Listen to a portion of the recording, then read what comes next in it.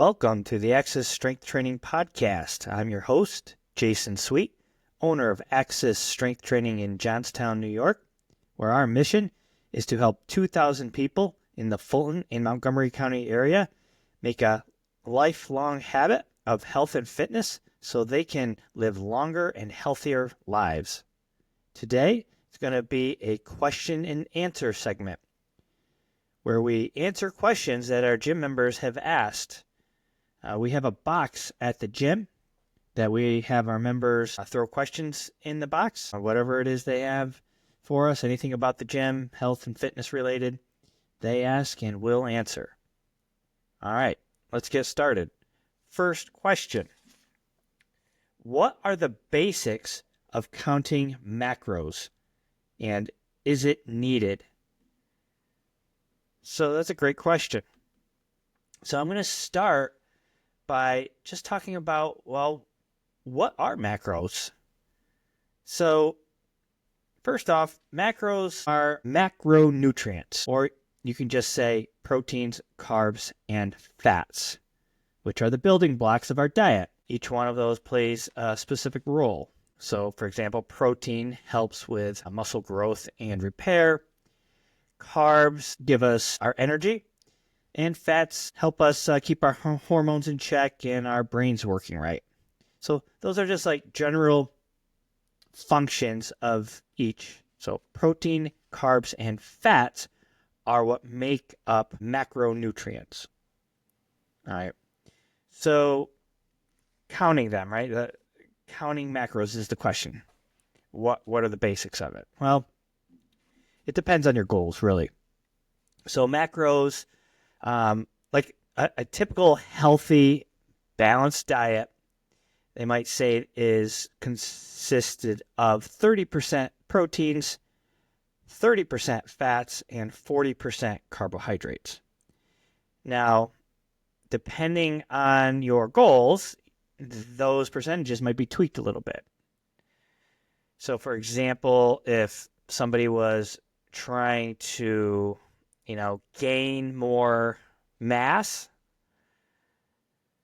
they might adjust those percentages to 30% protein, 50% carbs, 20% fats.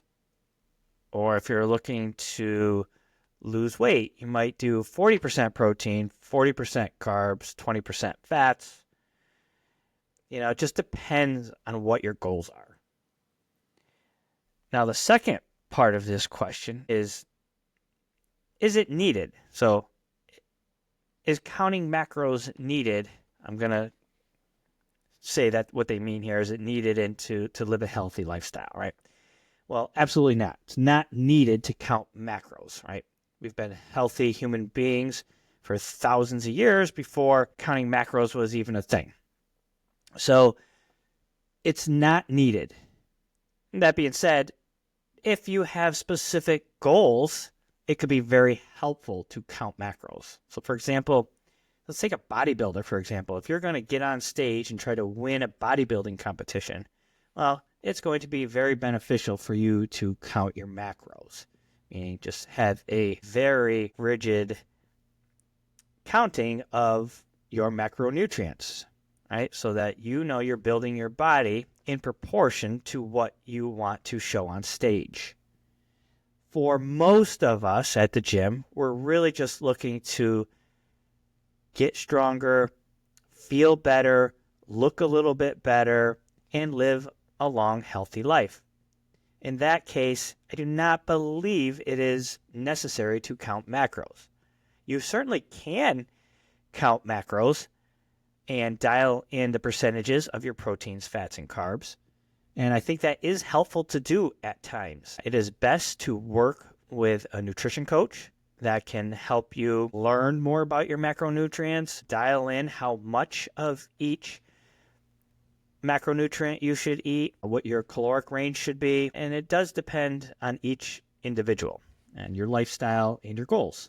So if you want to dive into that macronutrients and counting them and learning more about it, I definitely encourage you to work with a nutrition coach. If you are just looking to be generally healthy and feel good, you do not need to count your macros. You can simply weight train 3 to 4 times a week, add in some cardio 2 or 3 times a week for a total of 5 to 6 days a week of working out, and eat generally healthy most of the time, and you'll be just fine.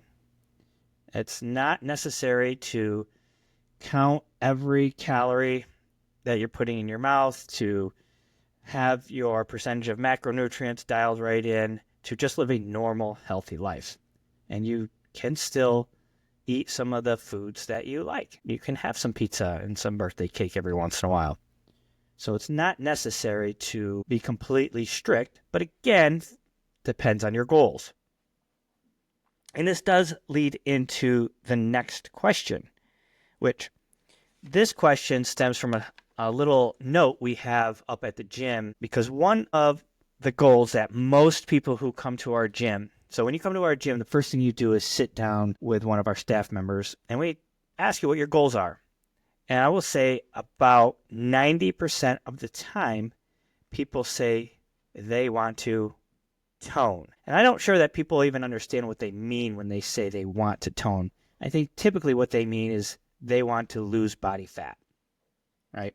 So I do have a sign up at the gym. We have this little note on a chalkboard that says toning is 30% lifting weights and 70% nutrition.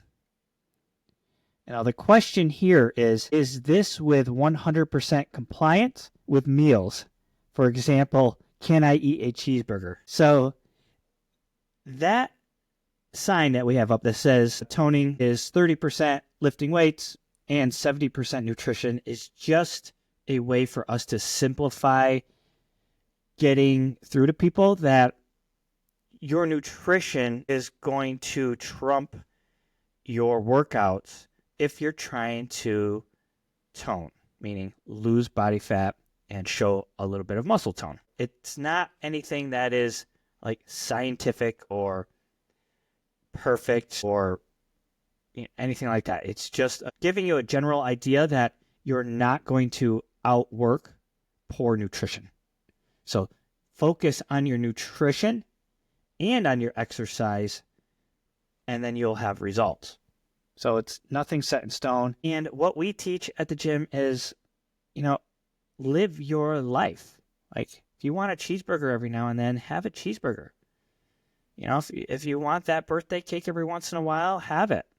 But do it in moderation so that you will reach your goals.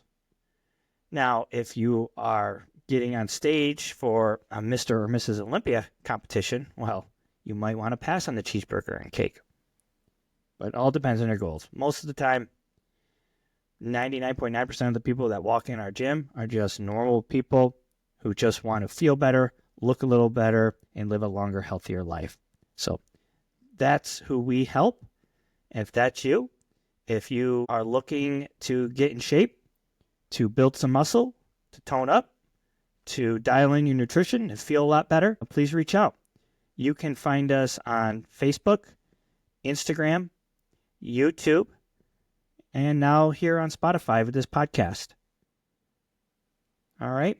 I hope that helped, and we'll see you at the next episode.